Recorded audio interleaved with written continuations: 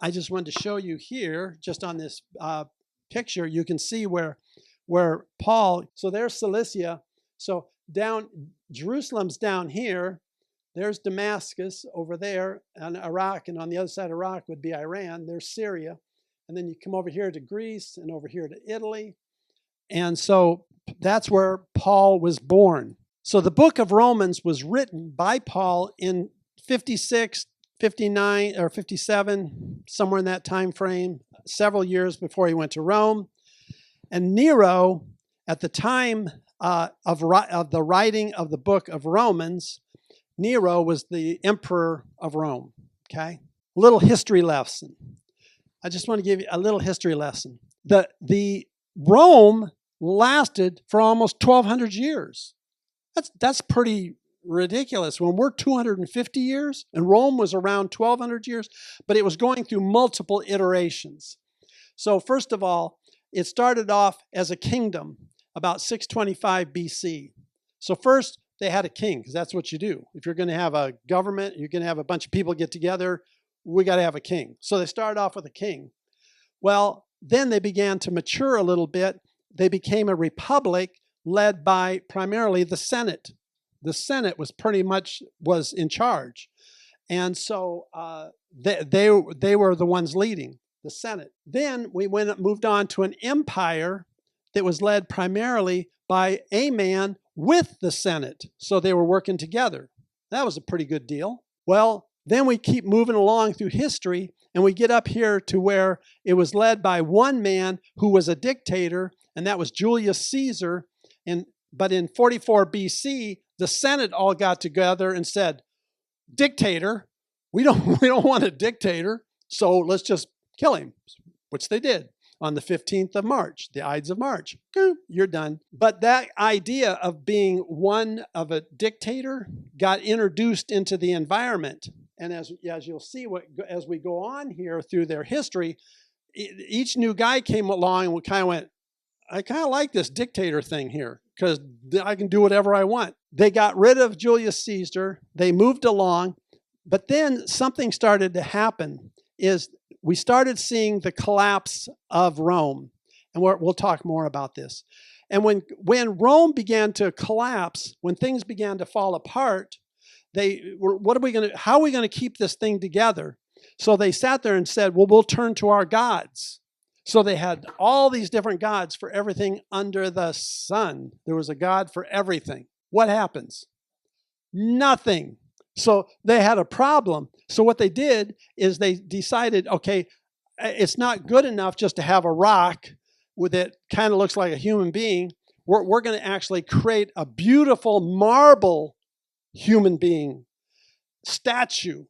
And they made that statue look as human as they could. And they made the statue huge.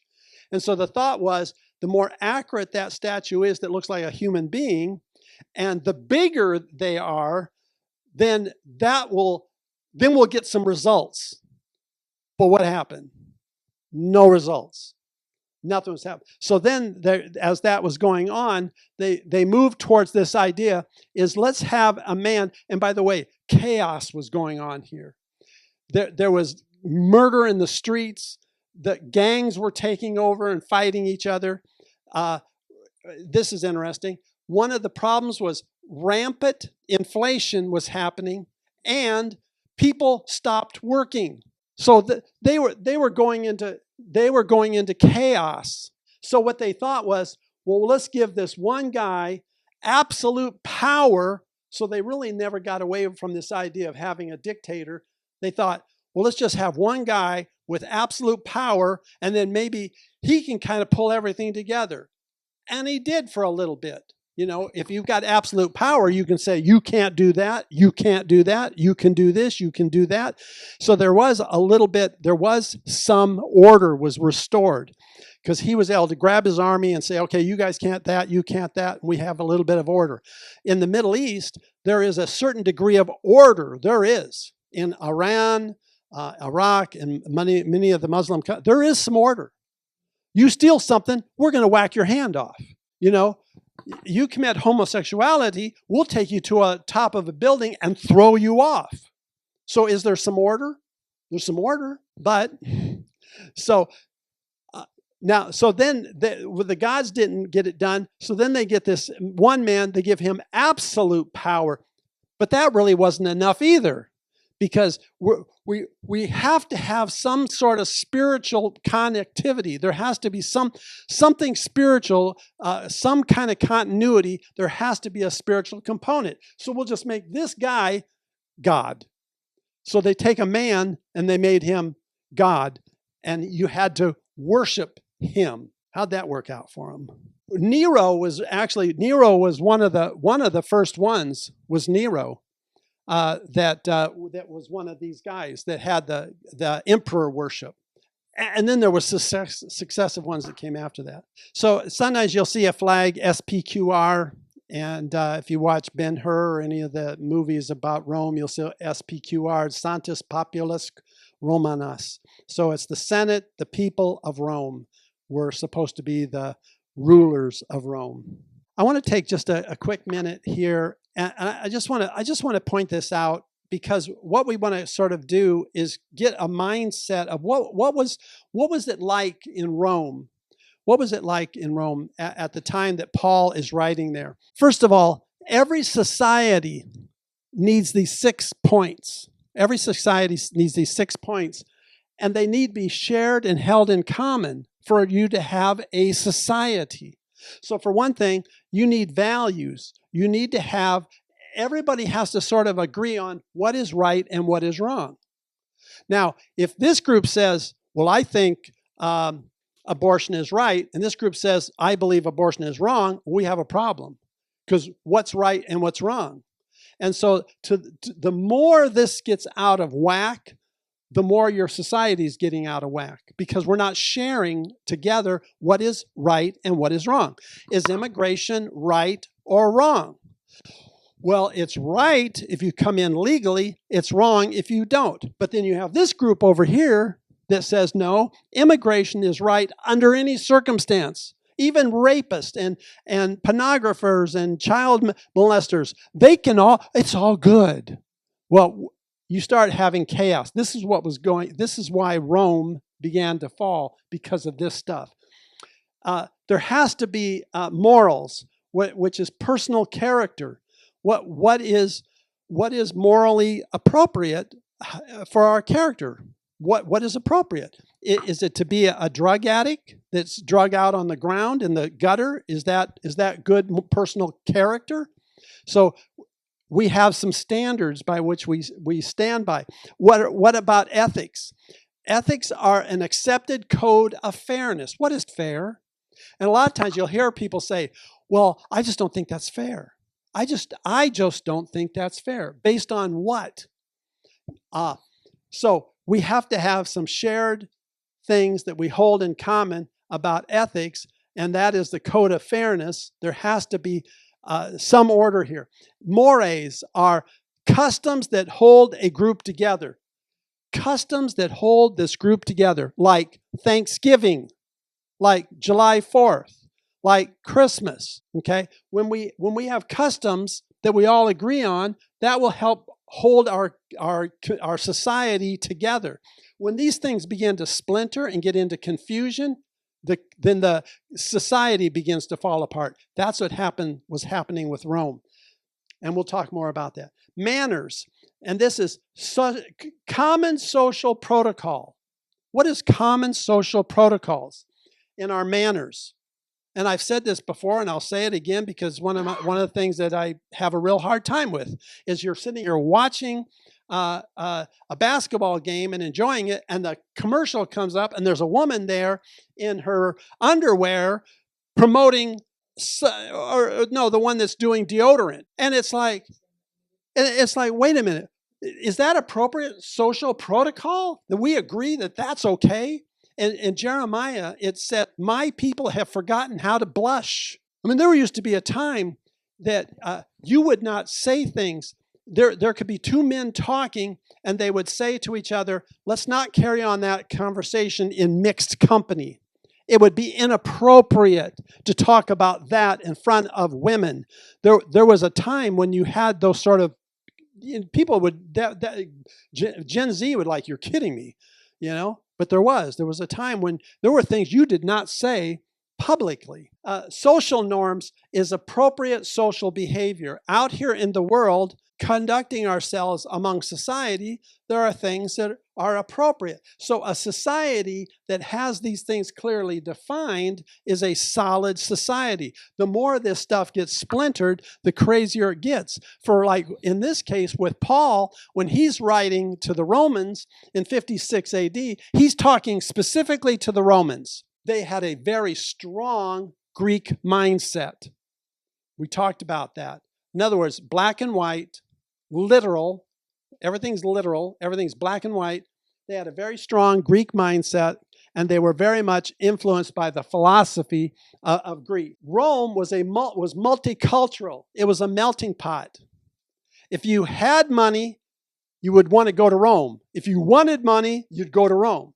If you had authority, you would go to Rome. If you wanted authority, you'd go to Rome. Rome was like going to like Washington, D.C. or something where if you go there, if you really want power in the world and you want money, go to Rome. It was multicultural. It was a melting pot. Powerful people. If you wanted money and you were smart, the best thing to do, go to Rome, because that's where you're going to have the greatest impact and the greatest influence. The 6 aspects of society that we just talked about were becoming very fragmented, because now you got people from all over the place, and they've all got their own opinions, and they all come with their own religion. Every one of these people come walking in. They all come in with their own religion, their own deities, their own gods, and set up that one thing. So the religion of Rome at the time, number one, was syncretism. And what syncretism means is, let's just get them all together, all these different religions. So you could have 100 different religions. Well, that's cool. We'll just embrace them all, So every day will be a new God's celebration day. But that's okay. We're all okay with that. But then you had 2 things that stuck out in Rome. One was the Jewish religion was there, which was unique, wasn't a part of syncretism.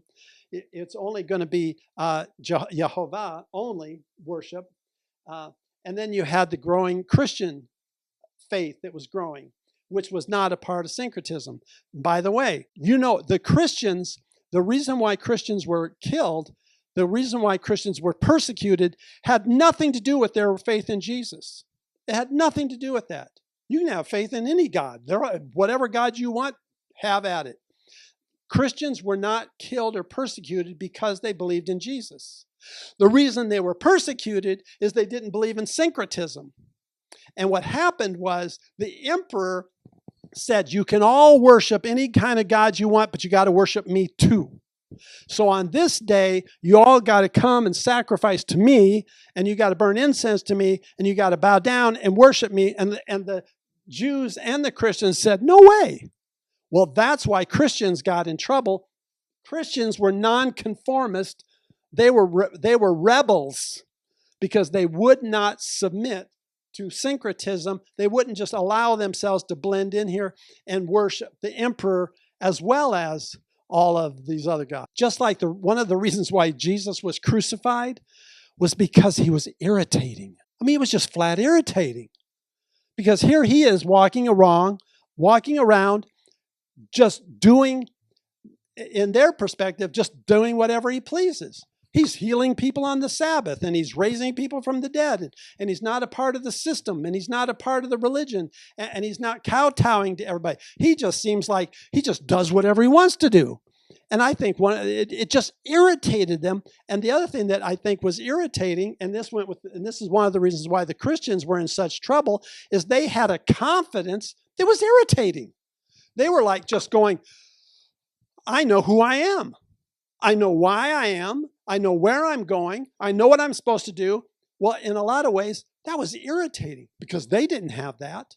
But here these Christians are walking around with, there was a calm sense of identity, of purpose, of who they were, why they were, and where they were going. And I think for some people, even to this day, that is just irritating because you won't bow to the system. You will not bow to the system. And that's what we've been going through for the last 4 or 5 years, is just bow to the system. Put the mask on. Just put the mask on. Don't go to church. Don't sing. Stay 6 feet away. And then you have Christians, not all of them, but some that were like, no, I'm not going to do that. I'm not going to wear the mask. I'm going to go to church. I'm going to sing. And for the system, that was really irritating. And out of that comes a hatred and a bitterness and a desire to get rid of them. Just get rid of them. If we just didn't have that basket of deplorables, how much better this world would be. But when you see a child on the screen who is so narcissistic and so brazen in their arrogance, calling all 80-some million people as sick, you're going to call 80 million people are all sick because they voted for President Trump? They're just irritated. And you can see where if they had the power to get rid of all those people, they probably would. All right. So what was the religious focus? Again, so Paul is writing this letter to the people that live in Rome. Okay. So we've got 3 fundamental groups. You've got the Gentile group, the non-Jewish people, or the heathen. Then you have the Jews, and then you have some Christians that are all living in Rome. And they really break down into those 3 categories. And so this is who he's writing to. Now, what are the Gentiles concerned about? What are the heathen concerned about? Well, their number one concern is offending the gods. They're really, really concerned that they don't make the right sacrifice at the right time. And as a result, disasters come.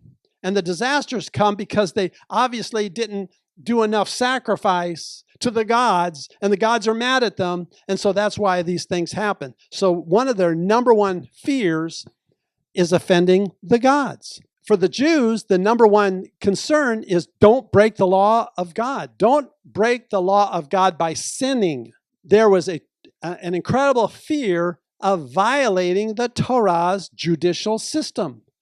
There is a legal system. We're going to say this over and over again, but we have to kind of go back into our minds and realize that for 1,300 years, what was ingrained in the psyche of the Jewish people, the Hebrew people, was the law. The law. That was so ingrained in them. And the number one existential threat to them was sin. That was the number one thing. Their greatest fear was to sin. And if they did sin, that they were now breaking the law. This is such a key component in the book of Romans. We'll say this in a variety of ways over and over. To really understand the book of Romans, we have to understand the psyche of the people he's writing to. For one thing, with the Jewish people, it was a fear of sinning because sin was an existential threat to their eternal existence. And their fear was that they would violate that Torah. You're going along, you're getting ready to go for Passover, you're getting ready to go to a Seder, and everything's great, and you're walking along, and the guy next to you has a heart attack, falls over dead, lands on your leg. Man, you're done. No Passover for you.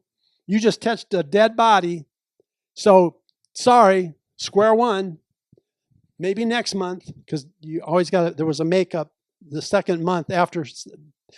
The month after the official Passover, there was a makeup day or a second Passover where you could make up if you weren't able to do it the first time around. So there was a makeup. But their fear, or someone walks by you and sneezes, and you look over and you're like, oh my gosh, he's a leper, Well, there goes I got to go out of the camp now. I got to get away from everybody and go sit out here until sunset, take a bath before I can come back in again. That was their fear. So this is the mindset. You've got these are where these people are coming from.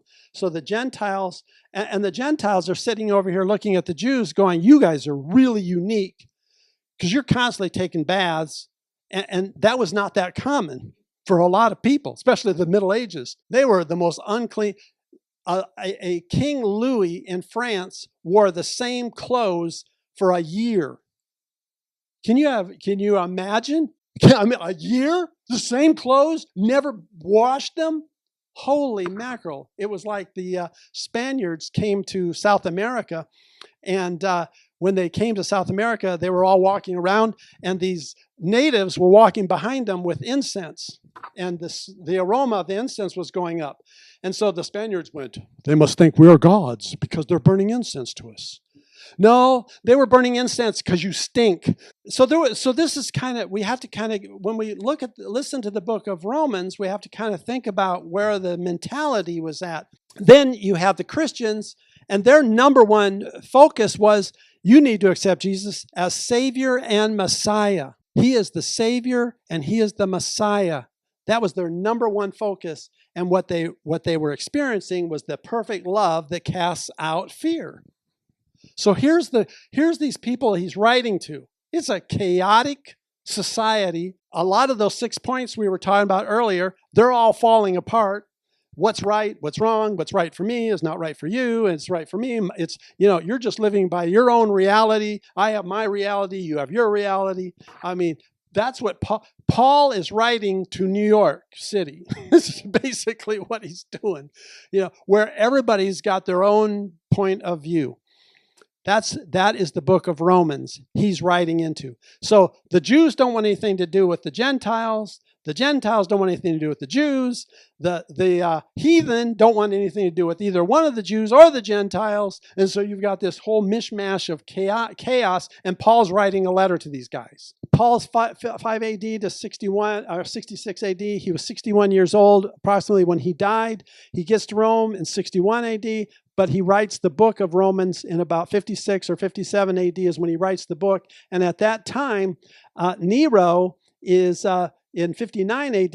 He's 22 years old, and that's when he had his mom killed, Agrippina, because mommy was wanting to run little emperor's life, and he said, "We'll take care of that. You're done." So he was born 37 AD, became the emperor in 54 when he was 17 years old. So here he is, 22. And so you can see when Paul shows up and how that their lives overact. Now they're bumping into each other. And so Paul stands in front of Nero about 63 AD when Nero was 26, and he preaches the gospel to him. And you can see where Nero's rejection of the gospel was his downfall, because he went downhill really fast to the point where in 68 AD, he committed suicide. Don't let this next slide freak you out. When it comes to the date of the creation of the earth, the debate is ridiculous. How do we know? Is the earth millions of years old? Could be. I don't know. Dinosaurs, cavemen, we don't know. But just bear with me. Let's just go with, and I looked at least 3 different timelines to try to get these things together. The Jewish have this timeline. Christians have a similar timeline. And then that guy with Rock Island, he has a timeline. So I looked at all these timelines. They don't all agree. So we're not going to say these are absolutes. These are a point of reference. The earth created approximately 5,975 years ago. Creation of earth, which was 3950 BC. Look at this. 318 years go by, and the Garden of Eden is paradise for about 318 years until Snake Lips comes in. And then when old Snake Lips comes into the garden to have a conversation with Eve, and who knows? We don't know. He may have been watching for 318 years trying to look for weaknesses. How can I do this? But in 3682 BC, paradise lost, the original sin. Boom, okay, there. These are people. There are no Jews. There are no Scots. There are no Italians. There's just people. For 1,948 years, almost 2,000 years, you just got people. Then along comes Abraham, and Abraham was called the Hebrew. And Hebrew is literally the son of Eber. He's the son of Eber, the Hebrew. Abraham comes along. He has a son, Isaac, who has a son named Jacob. Jacob's name is changed to Israel, which went from this guy, Abraham, coming down to Israel, having 12 tribes. But now the numbers are growing. But in a lot of ways, if you go to these guys here and you say, what are you? Are you, an American? Are you Irish? What are you? I'm a Hebrew. I'm a son of Abraham. I'm a son of Isaac. I'm a son of Israel. I'm a part of this family. You see the point here? The point is, there is no such thing as what was developed fairly in modern times is the word race, which is a unique word that was only developed in what? The 1700s. It's a relatively new concept, this concept of race. There were families. Israel had a family, and that family was made up of 12 boys that got married and had kids, and that 12 kept growing in number. But look at this. Yahovah meets Abraham. Abraham, let me introduce myself. I am God. And Abraham, on his face. Okay, you're God. Wow. I just encountered, you mean you're like the creator of the universe? I mean, you're like God? He goes, yeah, that's right. So they become friends.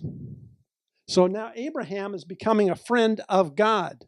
At this point, they're just talking. And he's saying, all right, look at Abram, I'm going to change your name to Abraham. You're going to be the father of many nations. I got huge plans for you. It's really incredible. And Abraham went, I believe you. I believe that you can do anything. I believe you. So he becomes a friend. But at this point, for 420 years, what's going on? What are these guys doing? What is Israel's family doing? There's no such thing as a Jew. They're Hebrew. They live in Judah. And that's where the term Jew came from. But what's going on? For 420 years, what's happening? There's no religion. There is no organized religion. But you can imagine, Abraham is telling his kids, listen, guys, you need to know he's my friend. Let me tell you about him. It's awesome. He's awesome. Oh, no, they went into Egypt. That's right. They end up in Egypt for 420 years. You're right. But for 420 years, there is no such thing as a religion. There's no Jews. There's just these kids, this man and his family. Then along comes Moses. Moses has an encounter with Jehovah, and he says, let me tell you, there's a way to do this. There's right and there's wrong. And I'm going to spell it out for you. I'm going to absolutely spell it out for you. Thou shalt not steal. Thou shalt not commit murder. Thou shalt not lie. Thou shalt not commit adultery. I'm going to make it black and white. I'm going to write it down. I'm going to spell it out for you. This is what you're going to have a clean relationship with me. This is what you need to do. So now, at this point, we have a religion, and we could call it the Jewish religion or the Hebrew religion. But it wasn't inaugurated into here. There's a big gap between here and here. Now we actually have a religion. So the Hebrew roots really didn't start until here. And then the distinction between people that were either a part of that family or not a part of that family. Either you're a part of this family or you're not. So you're not Abraham's or the Hebrew Jews, Israel's family. You're not a part of it or you are a part of it. Now we kind of have a distinction. Does that make sense? All right. So for 1,313 years, we have the law until Jesus. And then when Jesus comes, he set us free from this. But when that happened, what happened for all of us, Jew and Gentile, is we all got put into the same boat. There's only one way you're going to restore a relationship back to God, and that is through Jesus the Messiah. Whether you're a Jew or you're a Gentile, you're not going to come into this family except one way. Well, you'll see why this is important. Paul is writing to these people that are trying to... These people here have a tremendous amount of pride in their relationship. We own a unique relationship to Jehovah. You don't. We are special. We are unique. And he loves us. This is important for us to be, because as we go through this book, there's going to be points here where we're going to talk about Abraham, we're going to talk about Gentiles, we're talking about Jews. We have to kind of understand the mentality of where these are at. Gentiles, we're on the outside. You could almost see them as window shopping. It's like all you guys inside, you're in this restaurant. We're all on the outside looking in, and we can't, there's no way for us to get in. Chapter 1, which we just read. What did Paul do? He started off with a salutation. He started off, I am Paul, a servant of a bondservant. He goes through his salutation. But what's the first thing he does? Within the first few verses here, he starts preaching the gospel. What does he say? He said, which he promised beforehand through his prophets and the Holy Scriptures concerning his son, who was born of the descendants of David. Now, when he says this, what do you think the Jews are doing? Jesus was a descendant of David. That gets their attention. And then he was declared the Son of God through the power of the resurrection from the dead. So what's Paul doing? In the first 17 verses, he's preaching the gospel to them. He's telling these people, you need Jesus. And then he goes down here and he validates their faith. So what does he say? He says, your faith is known throughout the whole world. I am so proud of you. Actually, it goes down to verse 8. First, I thank my God through Jesus Christ for you all because your faith is being proclaimed throughout the whole world. You guys are awesome. Now, he is writing to Christians, Jew, Gentile, and barbarians. And I call the barbarians the ones that don't live in Rome. They were the Goth from what became France or Germany. These are the barbarians. So you've got the Romans, that live in Rome, and then you've got the people that don't live in Rome. He called them the barbarians, and then you've got the Jews and the Gentiles. But he goes down here in verse 17 or through verse 17, and he says to them, "You guys are awesome. Your faith in Jesus is great. Everybody's talking about it." And then he gives a blessing. But what does he do? The first thing he says is, "You Jews, I bless you first. First, I want to bless you." And the Jews are like, "That's right, because we came first." But then he says, "And the Gentiles." And the Gentiles are like going, "That's right, we're here too."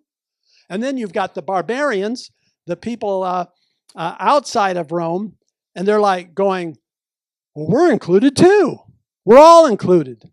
This is pretty good." So at this point, they're feeling pretty happy and pretty good. They're feeling pretty good about themselves. All right, I thank God, verse 8.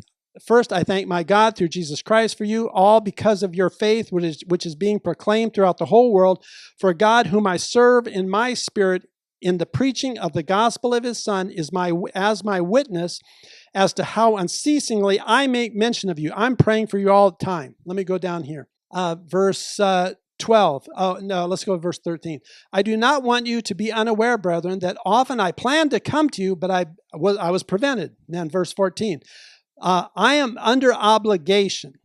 I am under obligation both to Greeks and barbarians, both to the wise and to the foolish. Now, I tell you, one of the things that he's writing to, these people are not dumb. There's no way Paul wrote this book to people that were dumb. This book is like Peter said later on. He goes, some things are hard to understand.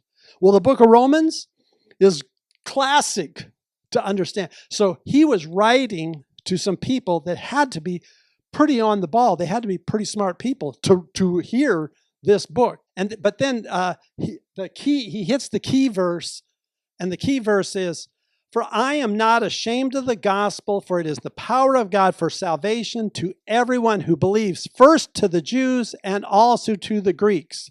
And then he says, "For in the gospel, in it the righteousness of God is revealed from faith to faith." Now this verse is interesting. How do we understand the righteousness of God? By faith to faith. Our understanding of God's righteousness grows as our faith grows. The more we walk with God, the more we understand his righteousness and what that means to us. As it is written, but the righteous man shall live by faith. We must live by faith. In other words, you've got to trust something outside of yourself. I mean, I did it before I became a believer. It's like, I believe this because I can touch this. I can touch this. But you're asking me to believe in something I can't touch. And as a non-believer, before I got saved, I had a real problem with that. You're asking me to trust what? I can't touch any of this. And you want me to believe? And then you want me to live the rest of my life like that? I mean, that to me was incredible. By the way, how does faith come? I believe faith comes by two ways. Number one, by hearing. By hearing the word of God, our faith begins to grow as we read the Bible, as we hear the Bible preached, our faith begins to grow. Oh, okay. But I believe there's another component to how our faith grows, and I believe that's by experience, because our faith is validated. So just note, I have an alert on my phone when my blood sugar goes too low. So with this transition that I'm in right now, I've been woke up at 5:30 in the morning with my blood sugar going too low. So the alert goes off. Well, that's annoying. At 5 o'clock, 4:30 in the morning, to have that thing go off, that's annoying. So last night, I'm working on learning how to adjust in this transition of not having to take insulin. So I prayed last night. I said, Lord, I really need to get a good night's sleep. I would really like to sleep to a reasonable hour and not be woke up by an alert that you got to jump up out of bed and go get something, grape juice or something. And I said, I'd really like to get a good night's sleep, Lord. So you know what happened? I had a good night's sleep last night. I slept in. For me, what is that? My faith in Him to answer prayer, and my experience was He validated it. He answers prayer. I put my faith in Him. He answers that prayer. That's faith growing. Yeah. Sure. So as far as experience, what I was thinking of was Charlotte has grown my faith. The whole idea that God tells her to pack up and move back to where she said she'd never move.